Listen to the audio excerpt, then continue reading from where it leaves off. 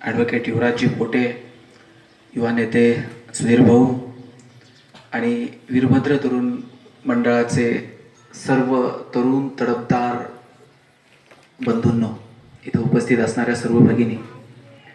खरं तर मी पहिल्यांदा मला ज्यावेळेस रोहितचा वैभवचा फोन आला की अशा अशा कार्यक्रमाला आपल्याला यायचं आहे. बारदरी म्हणजे हाकेच्या अंतरावर. मी पारगावचा आहे ॲक्च्युली, आता हल्ली पुण्यात असतो. पण मी अजून कधी इथं आलेलो नव्हतो बारदरीमध्ये. फक्त ऐकून होतो तुमच्या दोघांच्या निमित्तानं बारदरीचे आहात आणि एक चांगलं गाव आहे. पण इथं आल्यानंतर हे सगळं निसर्ग सौंदर्य पाहून मी भारावून गेलो. आणि विशेषतः आपल्या गावातली बहुतांशी मुलं नोकरीला आहेत, चांगल्या उद्योगधंद्याला आहेत आणि आपल्यातलाच एक तरुण आता जपानला चालला. ही खूप कौतुकाची गोष्ट आहे आणि अशा लोकांचं आपण सगळ्यांनी कौतुक करायला. दुर्दैवानं साहेब आपल्याकडे कौतुक करायला शब्द सापडत नाहीत. चित्रपटात आर्चीनं काय भूमिका केली आणि परशानं किती पैसे कमवले आणि दुष्काळाच्या परिस्थितीतही नागराजनं 50-60 कोटी कसे कमवले याच्यावरती चर्चा करायला वेळ आहे. पण आपल्या गावातला, आपल्या खेड्यातला, आपल्या शेजारी राहणारा, आपल्यातून लहानाचा मोठा झालेला एक पोरगा बारदरीपासून जपानपर्यंत एक मजल मारू शकतो, अशा लोकांचं आवर्जून आपण कौतुक केलं पाहिजे. बरं, हे कौतुक मी तर म्हणेल आपल्या स्वार्थासाठी आहे. याच्यात आपला स्वार्थ आहे की आपल्या पोरांनी अशा मुलांकडे पाहावं. आज रोहितचं कौतुक होताना आपल्यापैकी कितीतरी जणांना वाटत असेल की अरे, माझं कौतुक होत असताना माझी आई स्टेजवर का असू नये. ज्यावेळेस रोहितनं पहिल्यांदा सांगितलं की मी माझ्या सत्काराला मी सगळं श्रेय मी माझ्या आईला देतो, त्यावेळेस त्या सुद्धा भावूक झाल्या की अरे, माझ्या मुलाचा सत्कार होतोय आणि आज मला स्टेजवरती बसायला मिळालंय. मला वाटतं याच्या आधी कधी आपण स्टेजवरती आला असाल की नाही मला माहित नाही गावामध्ये, पण आज पोराच्या सत्काराच्या निमित्तानं आईला स्टेजवरती यायला मिळणं याच्यापेक्षा दुसरं काय असतं. इथं बसलेल्या प्रत्येक तरुणाला असं वाटायला हवं की माझं सोडावं की माझ्या आईला माझ्यासाठी टाळ्या वाजवता आल्या पाहिजे, माझ्या बापाला आवर्जून सांगता आलं पाहिजे की अरे, माझ्या पोरानं काहीतरी केलं, माझ्या बापाची ओळख माझ्या नावानं व्हायला हवी. इतकं सुंदर कर्तृत्व मला करता येईल का. आणि इथं बसलेल्या प्रत्येकाला असं वाटायला हवं की आपण काही वेगळं करू का. इथं असा एकही तरुण नाही तुमच्यापैकी की ज्याच्यात काहीच वेगळं नाही. प्रत्येकात काहीतरी वेगळेपण आहे. फक्त ते वेगळेपण ओळखण्याची गरज आहे मित्रांनो. आज आपल्यापैकी बहुतांशी मुलं पोलीसमध्ये आहेत, कोण मिलिटरीमध्ये आहे. आपल्याला असं का वाटू नये की आपल्या प्रत्येकाच्या मुलामध्ये काहीतरी वेगळा गुण आहे, तो आपण ओळखावा बाप म्हणून आणि त्याला सांगावं की अरे, हे तुझ्यात सुंदर आहे, हे चांगलं आहे, तू हे कर. दुर्दैवानं आपल्या मुलानं काय करावं हे सांगण्यासाठी आई वडिलांना वेळ उरलेला नाही. मी आपल्या गावाविषयी बोलत नाही, पण मी हजारो गावांमध्ये फिरलो. मला तुमचं कौतुक आहे की तुमच्या गावातनं 60-65 कुटुंब अशी आहेत की जिथं उदरनिर्वाहासाठी तुमची मुलं सक्षम आहेत. आजूबाजूला जर फिरलात, अगदी जवळजवळच्या गावांमध्ये फिरलात, तर लग्न होत नाहीत मुलांची, अशी अवस्था आहे. आता बोलू नये,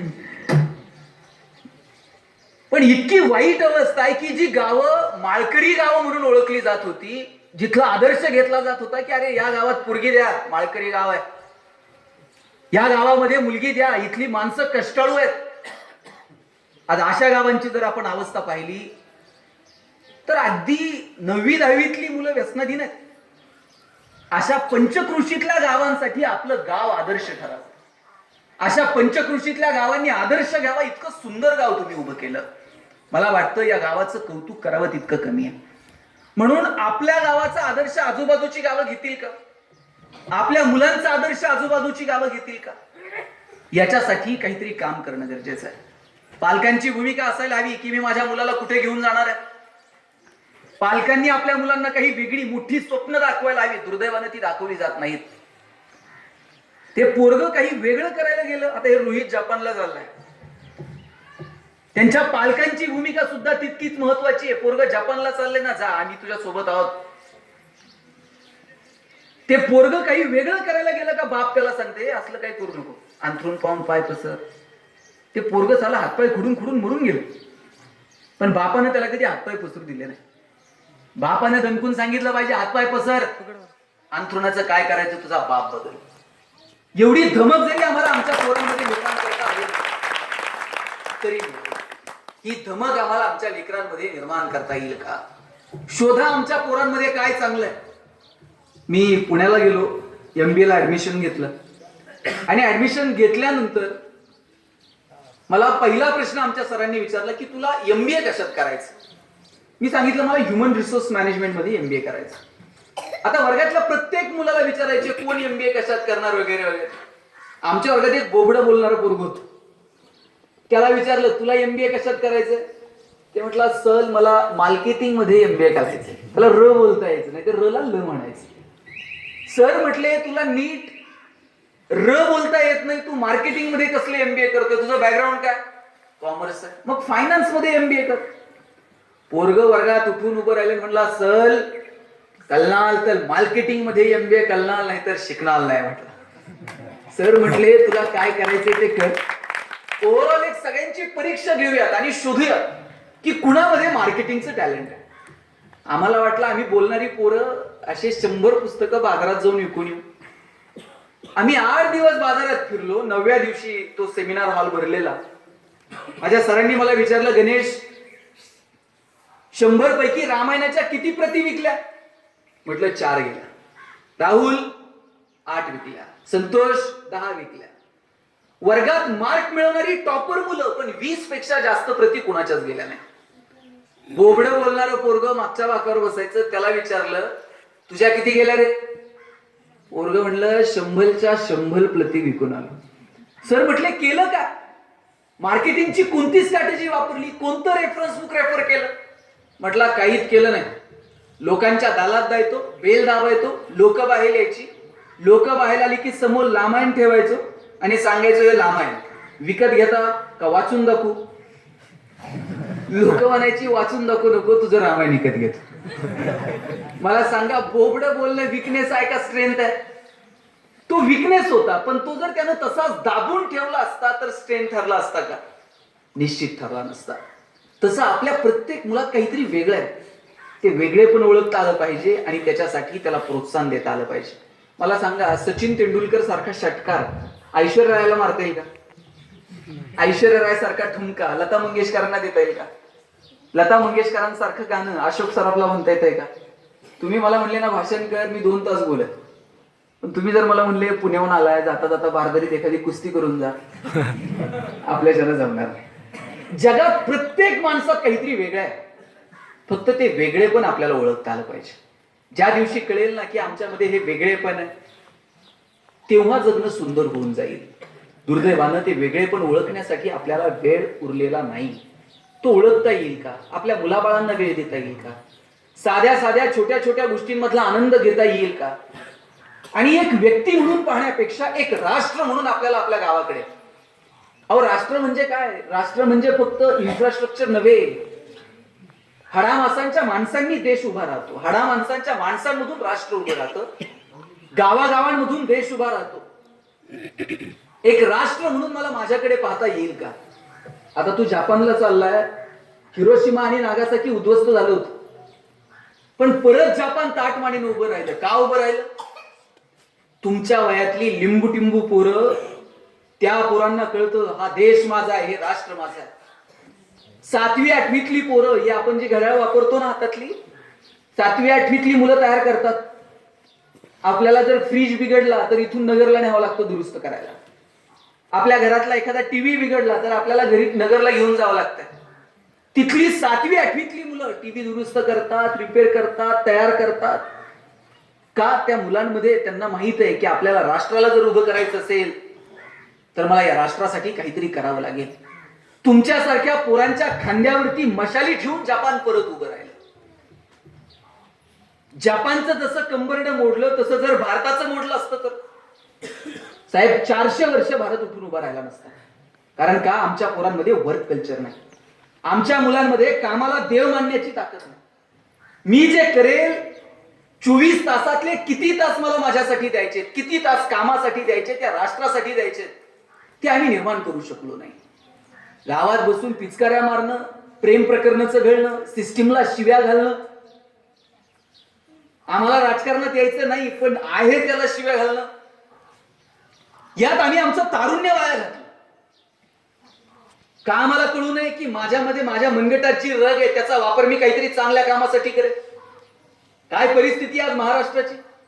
टायरवाले केरळचे, किराणा व्यवसायात पटेल, हार्डवेअरची दुकानं बोरींची, बांधकाम व्यवसायात युपीचे लोक, गवंडी सगळे बिहारचे, सुतारकामात राजस्थानी, हॉटेल सगळी दक्षिणात्यांकडे, चायनीजच्या गाड्या पूर्वांचलचे तरुण चालवतात. बरं, ही सगळी पोरं महाराष्ट्रात येऊन काम करतात, मला अजिबात वाईट वाटत नाही. संविधानानं त्यांना अधिकार दिला, कुठेही जातील, कष्ट करतील, पोट भरतील. मग आमची मुलं कुठे आहेत? आमची मुलं कुठे आहेत हा संशोधनाचा भाग आहे. आम्हाला शोधावं लागेल आमची पोरं कुठे आहेत, शोधून त्यांना सांगावं लागेल. नुसतं सांगूनही चालणार नाही, आईबाप म्हणून आम्हाला वागावं लागेल. तसं आम्ही सांगू तसं मुलं ऐकत नाहीत, तसं वागत नाहीत. आम्ही वागू तसं मुलं वागत असतात. बापानं सांगायचं पोराला व्यसन करू नको, संध्याकाळी बापानं सांगायचं जा जरा चुलीव सिगरेट पेटू ना. ते पोरगा असं येते जसं ऑलिम्पिकची ज्यूत घेऊन आलंय बापाकडे. ते कानातनं धूर काढतं, नाकातनं धूर काढतं, हे सगळ्या गावात सांगते एक नंबर बाप भेटलाय. आम्ही काय पेरायचं ठरवलंय, मुलावरती काय संस्कार करायचे, काय पेरायचं ते ठरवावं लागेल. शाश्वत ग्रामीण विकासासाठी मला माझ्या ज्ञानाचा उपयोग करता येईल का? तुमच्या गावातली अनेक मुलं नोकरीला आहेत, शिकलेली सुशिक्षित मुलं आहेत. मला माझ्या ज्ञानाचा उपयोग माझ्या मातीसाठी, माझ्या पंचक्रोशीतल्या 2 गावांसाठी, किमान माझ्या गावासाठी मला करता येईल का?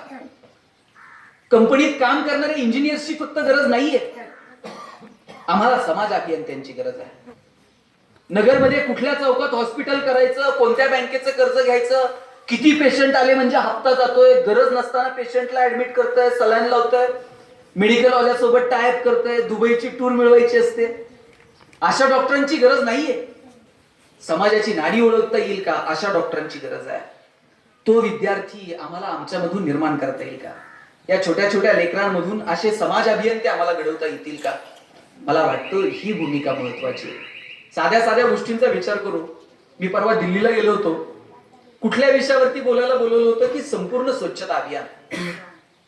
स्वच्छता अभियानामध्ये आम्ही काय केलं, काय योगदान दिलं याच्यावरती भारतभरातनं काही IAS ऑफिसर आले होते आणि मी महाराष्ट्रात स्वच्छता अभियान कसं चाललंय या संदर्भानं त्यांच्याशी बोलत होतो. इतकी वाईट अवस्था आहे, म्हणजे विकासाची संकल्पना ही निव्वळ मानसिकतेवरती अवलंबून आहे या मतापर्यंत मी येऊन पोहोचलोय. पहा, 96 साली मला तुमचं गाव निर्मल आहे की नाही माहित नाही, किंवा ज्या गावांना पुरस्कार मिळाले तेही किती निर्मल राहिले ते माहित नाही, पण 96 साली मोफत शौचालय गावागावामध्ये बांधून दिली होती. आणि 2007-8 मध्ये मी त्या निर्मल ग्रामच्या केंद्र शासनाच्या समितीचा सदस्य होतो. औरंगाबाद आणि पुणे 2 जिल्हे माझ्याकडे चेकिंगला होते. मी ते गावं पाहायला जायचो, ते मोफत शौचालय बांधून दिली. मी का सांगतोय हे, की आमच्या ज्ञानाचा उपयोग आम्ही आमच्या गावासाठी, मातीसाठी करू शकत नाही, किमान माझ्या कुटुंबासाठी करू शकत नाही. याचं उत्तम उदाहरण म्हणजे लोकांनी शौचालय बांधली पण वापरली नाही. कुणी त्याच्यामध्ये गवऱ्या थापल्या, कुणी त्याच्यात शेळ्या कोंडल्या, कुणी त्याच्यात कोंबड्या डालल्या. एवढंच नाही, औरंगाबादमध्ये एका म्हातारीनं त्यात गणपती बसवलं. म्हणली मी आयुष्यभर सपरात राहिले, निदान गणपती तरी राहतोय म्हणली त्यात. त्या भांड्यावर पाट बीट टाकलेला, त्याच्यावर टेबल ठेवलेला, टेबलवर गणपती, मग उंबऱ्यात उभं राहून आरती. कसा प्रसाद खायचा त्या आरतीनंतर? किती गचाळ मानसिकता. हे तर सोडा साहेब, मी खेडला गेलो होतो, ते पंचायत समितीने एक भांड आणलं होतं की कमी पाणी लागावं याच्यासाठी एक तीव्र उताराचं भांड वापरा म्हणून सांगितलं होतं. आणि मग ते तीव्र उताराचं भांड त्या गावात मिळालं नाही, म्हणून त्या ग्रामसेवकाने एका रात्रीत 100 शौचालय बांधून टाकली, कारण कमिटी लवकर येणार आहे. आणि मग मी म्हटलं अरे तीव्र उताराचं भांड नाही, ते मिळालं नाही. म्हटलं मग काय केलं? म्हटलं काय नाही, मी भांड्यालाच तीव्र उतार दिला. म्हटलं कसा दिला? म्हणलं पुढून 2-2 विटा जास्त लावल्या. आता पुढून 2-2 विटा जास्त लावल्यावर ते भांडं असं बसलं. आता भांडं असं बसवल्यावर त्याच्यावर बसता येते का सांग? ते शौचालयाला त्याच्यावर बसायला लागलं का, इकडं पडतंय इकडं कोण पडतंय. त्याला म्हटलं अरे करायचं काय? म्हटलं साहेब झाली चूक, माणसाकडनं चुका होतात, सुधरून घेऊ की. म्हटलं आता चूक सुधारायची कशी? म्हटलं एक काम कर, भांडी परत काढून बसवायची का? नाही म्हणला भांडं नाही परत काढून बसवायचं, हवं तर म्हणला पदर खर्चानं भांड्याला पुढून 2-2 खुट्या लावून देत. तुम्ही आपलं पंचायत समितीकडनं ट्रेनिंग घ्या, खुट्यांना धरून बसायचं कसं. त्याला म्हटलं एक काम कर, पुढून 2 खुट्या लावलात ना, मागून 2-2 विटाला टेकून बसायचं. किती गचाळ मानसिकता. मिझोरामला जाऊन आलो, मिझोराम मध्ये एकही कुटुंब असं नाही की जिथे शौचालय नाही. त्या माणसांच्या रक्तात स्वच्छता भिनलेली. भारतामधलं पहिलं राज्य, म्हणजे तसं लोकसंख्या सुद्धा कमी आहे, अवघी 6 लाखाची लोकसंख्या आहे, म्हणून ते लवकर ओढीत झालं. पण सांगायचं तात्पर्य की हा संस्कार रुजायला हवा. स्वच्छतेचा असेल, आरोग्याच्या संदर्भानं असेल, तो संस्कार आमच्या पोरांमध्ये रुजवता येईल का? बारदरीची पोरं का नोकरीला? त्यांच्या आई बापानं त्यांना सांगितलं की कुटाळक्या करून चालणार नाही, कुटुंबाचा उदरनिर्वाह जर करायचा असेल तर आपल्याला अभ्यास करावा लागेल, आपल्याला शिकावं लागेल. पोलीस मध्ये जायचंय ना, पिळदार शरीरयष्टी असायला हवी, 2 तास तुला कमीत कमी रनिंग करता यायला हवी. हे बाळकडू त्यांच्या भावापासून मिळालं असेल, गावात पहिल्यांदा जी 2 भरती पोरं झाली त्यांच्याकडनं मिळालं असेल. हा संस्कार आहे, हा रुजावा लागतो. आमचा संस्कार म्हणजे संध्याकाळी 7 नंतर निम्म्यांना नीट चालता येत नाही. असा संस्कार जर वडीलधाऱ्यांचा असेल तर त्या पोरांनी काय शिकावं त्यांच्याकडनं? आज पहिलं पोरग जपानला चाललंय, त्याच्यापासून 4 पोरं आदर्श घेतील. कारण रोहित जर जपानला जाऊ शकतो तर आम्ही का नाही? आमच्या गावातलं तळागाळातलं पोरग जर परदेशात जाऊ शकतं, चांगलं शिक्षण घेऊ शकतं, तर मी काय नाही? वैभव सारखा एखादा पोरगा इंजिनियर होऊ शकतो, मग मी का नाही? मला वाटतं हे आदर्श निर्माण करावे लागतील. आणि ती आदर्श निर्माण करायची जबाबदारी तुम्ही जे तरुण पोरं आहेत ना, तुमची आहे. जी वडीलधारी माणसं आहेत ना, त्यांची आहे. राजकारणामध्ये, समाजकारणामध्ये जी माणसं आहेत ना, त्यांची आहे. की कुठल्या प्रकारचा आदर्श येणाऱ्या पिढीसमोर ठेवायचा. ही चिमुकली जी मुलं आहेत त्यांच्यासमोर कुठला आदर्श आपण ठेवणार आहोत? आणि साहेब, आपण जे पिरू ना तेच उगवतात.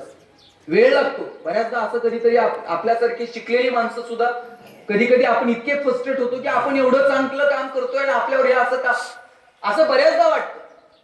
पण नियतीपासून कुणालाही सुट्टी नाही. वेळ लागेल, चांगलं काम केलेलं फळ चांगलं मिळेल, वाईट काम कराल वाईट फळ मिळेल. म्हणून काय पेरायचं ते ठरवावं लागेल. परवा जुन्नरला गेलो होतो, त्या आमदार बेनकेंचा वाढदिवस होता. भाषण झालं माझं, एक 70 गृहस्थ माझ्याकडे आले. म्हणले साहेब, हे भाषण बिषण करायला लय सोपं असतं. म्हणलं मग अवघड काय असतं? म्हणले पोरांवर संस्कार करणं अवघड असतं. म्हणलं झालं का? म्हणले मी एवढे संस्कार केले माझ्या पोरावर पण नालायक निघलो. म्हणलं करतोय का? म्हणले मी त्याला काही सांगायला गेलो का माझं अजिबात ऐकत नाही, पण त्याच्या सासऱ्यानं सांगितलं का पळतंय. म्हणले बापाचं ऐकत नाही पण सासऱ्याचं ऐकत. म्हणलं मग आता काय करायचं? ते म्हटले आपलं नशीब चांगलं, आमचं पोरग नालायक निघलं पण जावई मात्र 1 नंबर आहे. म्हणून जावई सगळं माझं ऐकतो, त्याच्या बापाचं अजिबात ऐकत. तुम्ही काय पेरायचं ठरव, तुम्ही जे पेरणार ना ते उगवणार आहे. गहू पेरून कधी ज्वारी उगवत नाही, ज्वारी पेरून कधी हरभरा उगवत नाही.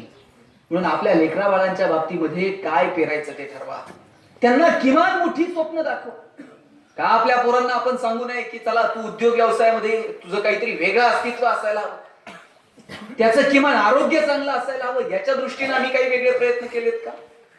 दुर्दैवानं याच्यासाठी आम्ही कुठलेही वेगळे प्रयत्न करू शकलो नाही. म्हणून आज आपली जी जी मुलं नोकरीला आहेत, जी जी या गावातली तरुण मंडळी राजकारणात आहेत, समाजकारणात आहेत, आपल्या सगळ्यांचं एक नैतिक कर्तव्य आहे की आपल्या गावाला एका वेगळ्या वळणावरती आपल्याला घेऊन जाता यायला हवं. आणि त्यातली महत्वाची सूत्र जर कोणती आहेत ना, तर गावातलं शिक्षण. वायबासे गुरुजींनी सांगितलं, इनामदार गुरुजींनी सांगितलं की 10-12 मुलं वर्गात असायची. एक काळ असा होता की प्राथमिक शाळेमध्ये 100 पट होता एका वर्गाचा. आता परिस्थिती का बदलत गेली? कारण प्रत्येक आईला वाटतंय माझं पोरगं इंग्रजी शाळेत गेलं पाहिजे. ठीक आहे, जगाची भाषा आपण स्वीकारली पाहिजे, आपण शिकली पाहिजे, पण याचा अर्थ असा नव्हे की मराठी शाळेत शिकलेल्या पोरांचं करिअर होत नाही. स्टेजवर बसलेलं मला असं वाटत नाही की आपल्यापैकी कोण इंग्लिश मीडियम मधनं शिकले. आपण सगळे मराठी मीडियम मधनच शिकलो. अण्णा हजारेंचं अमेरिकेत भाषण झालं, काय अण्णांना इंग्लिश मध्ये बोलले का? मराठीत बोलले, पण लोक म्हटले बोला मराठीत बोला, आम्ही ट्रान्सलेट करून ऐकू. भाषा महत्वाची नाही, ज्ञान महत्वाचं. आता अशी सॉफ्टवेअर येत आहेत, तुम्हाला जपानमध्ये बोलायचंय पण तुम्हाला जापनीज येत नाही, तुम्ही तुमच्याच मोबाईलवरती मराठीत बोला आणि विदिन अ सेकंड तिथं त्या रोहितला ते जापनीज मध्ये ऐकायला जाईल. ते तिथून जापनीज मध्ये बोलेल आणि विदिन अ सेकंड ट्रान्सलेट होऊन तुम्हाला मराठीत ऐकायला येईल. अशी सॉफ्टवेअर बाजारात येतात. तुमच्या ज्ञानाला भाषेची मर्यादा उरलेली नाही. म्हणून आपण कुठल्या भाषेत शिकलो याही पेक्षा आम्ही ज्ञानासाठी शिकतोय का, मला वाटतं हे महत्वाचं. तुमच्या मुलाला किती मार्क मिळाले हे महत्वाचं नाही. त्याला समाज कळतो का, त्याला समाजातले प्रश्न कळतात का, त्याच्यामध्ये आत्मविश्वास आहे का, मला वाटतं हे महत्वाचं. उमरग्याला गेलो होतो, तिथे गुणवंत विद्यार्थ्यांचा सत्कार होता. पोरांनो, पहिल्या 3 रांगा 90 पेक्षा जास्त मार्क मिळवणाऱ्या मुलांच्या होत्या. त्याच्या पाठीमागच्या 3 रांगा 80 ते 90% मार्क मिळवणाऱ्यांच्या होत्या आणि त्याच्या पाठीमागं किमान 50 रांगा 50-60 वाल्यांच्या होत्या. आता 90 पेक्षा जास्त प्रचंड खुश होते, 80 ते 90 वाले जरा टेन्शन मध्ये होते आणि 50-60% वाले 90 वाल्यांपेक्षाही खुश होते. ते म्हणले 80-90 वालेच एवढे, आपण टेन्शन घ्यायचं नाही. पण 80 ते 90 हे सुतक पडल्यासारखे बसलेले होते. त्यांना धड पुढे बघून हसता येत नव्हतं, मागं बघून रडता येत नव्हतं. त्यातल्या 2 पालकांना मी बोलवलं, म्हटलं काय एवढं टेन्शन मध्ये का? ते म्हणले पोरानं फार मथुरा पाण्यात घातली. म्हणलं काय केलं? महिनाभर आधी सांगत होतो जरा जास्त अभ्यास कर, पोरगा आता 90च्या रांगेत बसला असता. म्हणलं किती पडले? अहो सांगण्यासारखी सुद्धा नाही. म्हणलं आकडा तर असतोय काय? म्हणले 89 पॉईंट समथिंग काहीतरी आहेत त्याला. म्हटलं आता त्या पोराला 89% मार्क मिळाले याचा आनंद आई बापाला नाही, पण 90 मिळाले नाही याचं मात्र दुःख आहे. मी त्या दोघांना विचारलं, तुम्हाला 10वीत किती मार्क होते? दोघा नवरा बायकोंच्या मार्काची बेरीज केली तरी 90 होत नव्हती. पण पोराला मात्र 90 मिळायला हवेत, हा मात्र अट्टहास आहे. या पोरांच्या गुणपत्रिकेला आलेली गुणांची सूज म्हणजे गुणवत्ता नाही. तुम्ही यादी काढा यशस्वी झालेल्या माणसांची, मग त्यात तुमचा आईन्स्टाईन असेल, अमिताभ असेल, ऐश्वर्या असेल, सचिन असेल, आणि यांना विचारा तुम्ही कधी 10वीला बोर्डात आलतायत का, कधी 12वीला बोर्डात आलतायत का? याचा अर्थ असं नाही नापास झाल्यावर यशस्वी होते. नाहीतर तुम्ही म्हणाल यांनी एकदम सुखी जीवनाचा मंत्र सांगितला. सांगायचं तात्पर्य इतकंच आहे की आम्ही फक्त त्या गुणपत्रिकेमध्ये आमची गुणवत्ता मोजायला लागलो असं नाहीये. आपल्याला आपली मुलं जर घडवायची असतील, आम्हाला येणारी नवीन पिढी घडवायची असेल, तर एकमेव सूत्र आहे की आमच्या पोरांमध्ये काय चांगलं आहे ते आम्हाला शोधता आलं पाहिजे. आणि जगात असा एकही माणूस नाही की ज्याला परमेश्वरानं काहीच चांगलं दिलं नाही. आपल्यापैकी प्रत्येकाला भरभरून दिलंय, फक्त काय दिलंय ते मात्र ओळखता आलं पाहिजे. तुम्हाला एक गोष्ट सांगतो, गंमत सांगतो, मी नेहमी सांगतो माझ्या भाषणात. मी ज्यावेळेस पुण्यात गेलो ना, त्यावेळेस मुलींनो, तुमच्या शाळेमध्ये सांस्कृतिक कार्यक्रम होतात की नाही 15 ऑगस्ट 26 जानेवारीला, तसं आमच्या कॉलेजमध्ये सांस्कृतिक कार्यक्रम होते. आणि आमच्या बाईंनी आम्हाला विचारलं, तू भाग घेणार का कार्यक्रमात? मी म्हटलं हो घेणार. काय करणार तू? मी म्हटलं पहा, मला गाता येत नाही, मला नाचता येत नाही, मी सूत्रसंचालन करतो. आमच्या मॅडम म्हटल्या की अरे सूत्रसंचालन नको करू, तू ह्युमन रिसोर्सचा स्टुडंट आहे ना, एक 10-20 पोरांना बरोबर घेऊन काहीतरी कर. म्हटलं मग आम्ही नाटक बसवतो. आता नाटक आम्ही खेड्यातनं नगरमधनं पुण्यात गेलेली पोरं, नाटक असलेली प्रोफेशनल नाटकं बघितलेली नाही. गावाकडे रामलीला वगैरे यायची, तसली नाटकं पाहून आम्ही लहानाचे मोठे झालो. आमच्याकडे बीडचा पोरगा होता, तो म्हणला नाटक बसू, नाटकाला नाव द्या द्रौपदीचं वस्त्रहरण. आता माझ्यावर जबाबदारी होती सॉट अनालिसिस करायचं.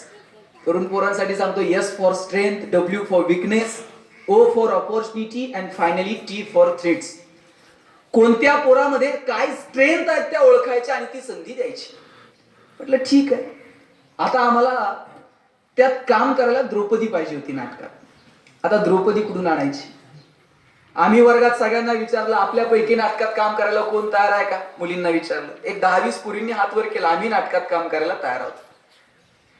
मुलींचा पुढचा प्रश्न असायचा, रोल काय करायचा नाटकात? आता तिला कुणी सांगायचं तुला द्रौपदी व्हायचं? मग ह्या पोराने तिकडे बघायचं, त्यानं इकडे बघायचं. हळूच एखादं पोरग पुढे म्हणायचं, ताई आता हे पांडवापैकी एक पोरगी द्रौपदी, आणि हे म्हणते ताई तुला द्रौपदीचा रोल करायचा. सगळ्या मुली खाली हात घ्यायची.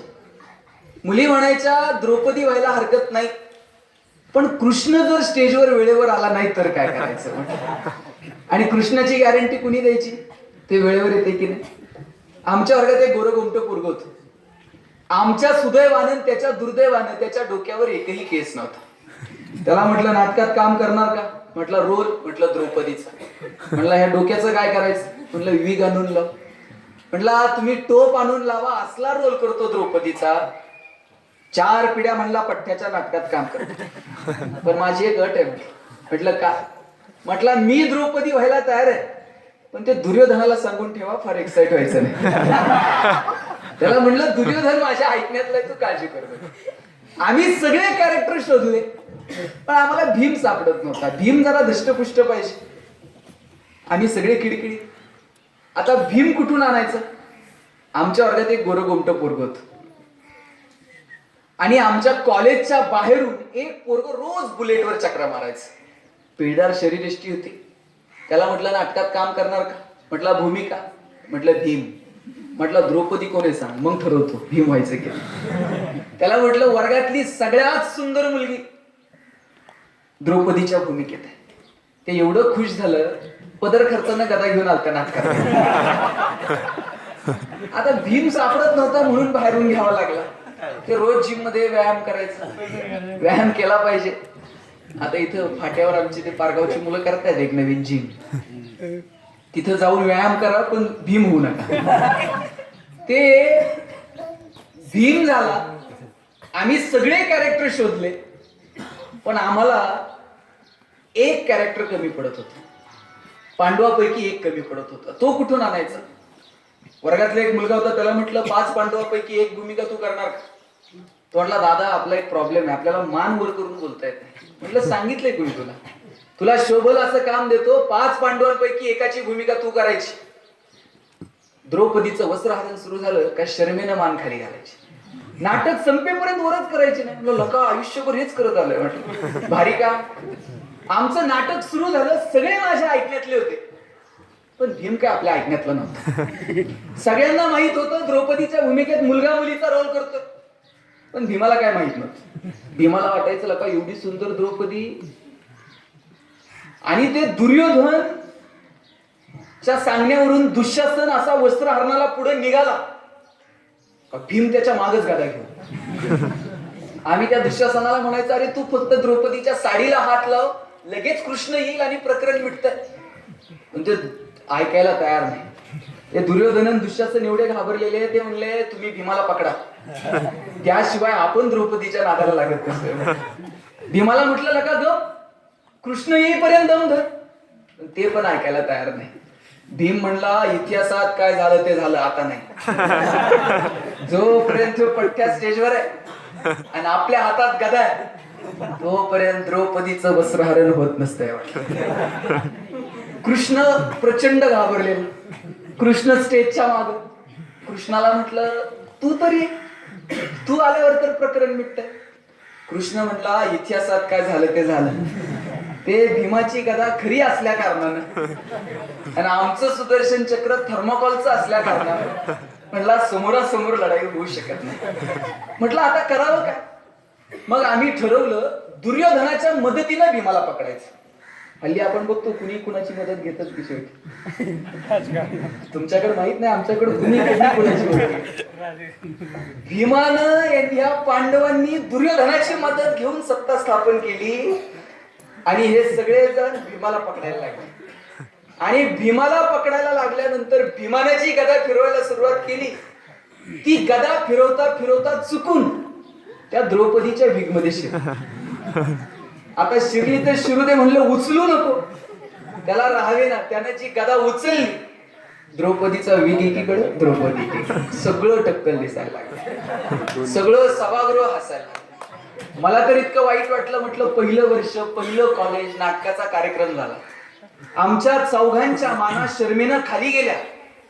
आणि आश्चर्य असं, आतापर्यंत ज्याची मान खाली होती त्यानं वर बघितलं. बरं त्यानं इकडे तिकडे बघायचं तर ते द्रौपदीकडे बघते. आणि माईक जवळ जाऊन म्हणला द्रौपदी बालाजीला कधी गेलतीस? तिथून पुढं कॉलेजमध्ये ज्या ज्या वर्षी नाटक झालं त्या त्या वर्षी हे पोरग लीड रोलला असायचं. आणि आम्ही 2-4 जण ते सांगेन तसं काम करायचं. सांगायचं तात्पर्य इतकंच आहे की भगवंतानं आपल्या सगळ्यांना काहीतरी वेगळं दिलंय. आपल्यापैकी कुणाला पोलीस होण्यात मजा वाटत असेल, आपल्यापैकी कुणाला तरी शिक्षक व्हायचं असेल, आपल्यापैकी कुणीतरीच राजकारणात येईल, आपल्यापैकी कुणीतरीच समाजकारणात येईल. पण इथे कुणीही कुणापेक्षा कमी नाहीये. प्रत्येकाला एका वेगळ्या भूमिकेसाठी भगवंतानं नेमलंय. आपल्याला फक्त आपली भूमिका ठरवता यायला हवी.